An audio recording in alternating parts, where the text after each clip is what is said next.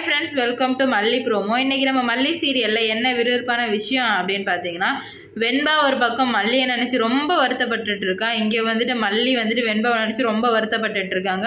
இவங்க ரெண்டு பேரும் சேர்ந்தா மட்டும்தான் நல்லாயிருக்கும். இல்லை அப்படின்னா ரெண்டு பேரும் ஒருத்தரை நினச்சே வந்துட்டு உடம்பு சரியில்லாமல் ஆகிடும் போல். ஏன்னா அந்தளவுக்கு ரெண்டு பேர் மேலுமே ஒருத்தருக்கு பாசம் வச்சுருக்காங்க. இந்த நிலைமையில தான் நம்ம பாபு என்ன பண்ணுறாரு அப்படின்னு பார்த்தீங்கன்னா, ஊர்க்காரங்க மூஞ்சில் கரியை பூசணும், ஊருக்காரவங்க சொன்னது தப்பு அப்படின்னு சொல்லிட்டு ஊருக்காரவங்களை நிரூபிக்கிறதுக்காக இப்போ மல்லிக்கு ஒரு மாப்பிள்ளை பார்க்க போகிறாரு.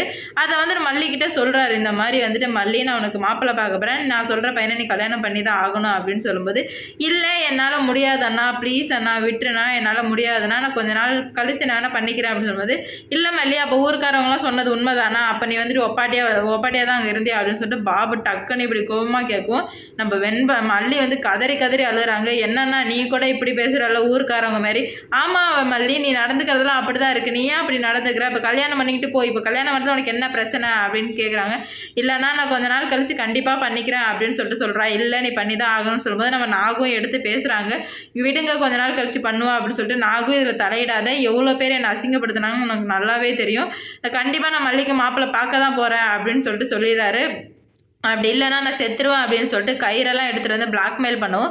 நம்ம மல்லியால் என்ன பண்ண முடியும், அம்மாவா வளர்த்த அண்ணா வந்து இந்த மாதிரி செத்துருவேன் அப்படின்னு சொன்னால் எப்படி இருக்கும் நமக்கு, அந்த மாதிரி தான் மல்லிக்கு இருக்கும். அதனால் மல்லி வந்து அக்செப்ட் பண்ணிக்கிறாங்க. சரிண்ணா நீ பார்க்குற மாப்பிள்ளையை நான் கல்யாணம் பண்ணிக்கிறேன் அப்படின்னு சொல்லிட்டு ஒத்துக்கிட்டாலும் அவங்க அன்னிக்கிட்ட தான் இவங்க ஃப்ரெண்ட்லியாக பேசுவாங்களா. அன்னிக்கிட்ட அண்ணி என்னால் கல்யாணம் பண்ணிக்க முடியாது, அண்ணி கண்டிப்பாக இந்த வீட்டை விட்டு நான் போக தான் போகிறேன், மாப்பிள்ளை இந்த வீட்டுக்கு கொண்டு வந்தாங்க அப்படின்னா நான் போயிடுவேன், அண்ணி என்னால் முடியாது, இந்த கஷ்டத்தில் என்னால் வெண்பாவை பார்க்க முடியாமல் நான் ரொம்ப கஷ்டப்படுறேன், இதில் இன்னொரு மாப்பிள்ளை அப்படின்னா என்னால் கண்டிப்பாக அக்செப்ட் பண்ண முடியாது அண்ணி அப்படின்னு சொல்லிட்டு எவ்வளோ பேசுகிறாங்க. சரி மல்லி நான் உனக்கு ஹெல்ப் பண்ணுறேன், எதனா ப்ராப்ளம்னா சொல்கிறேன், நீ அப்போ வந்து போயிட்டு இங்கேருந்து உங்கள் அண்ணனை நான் சரி பண்ணிக்கிறேன் அப்படின்னு சொல்லிட்டு சொல்கிறாங்க.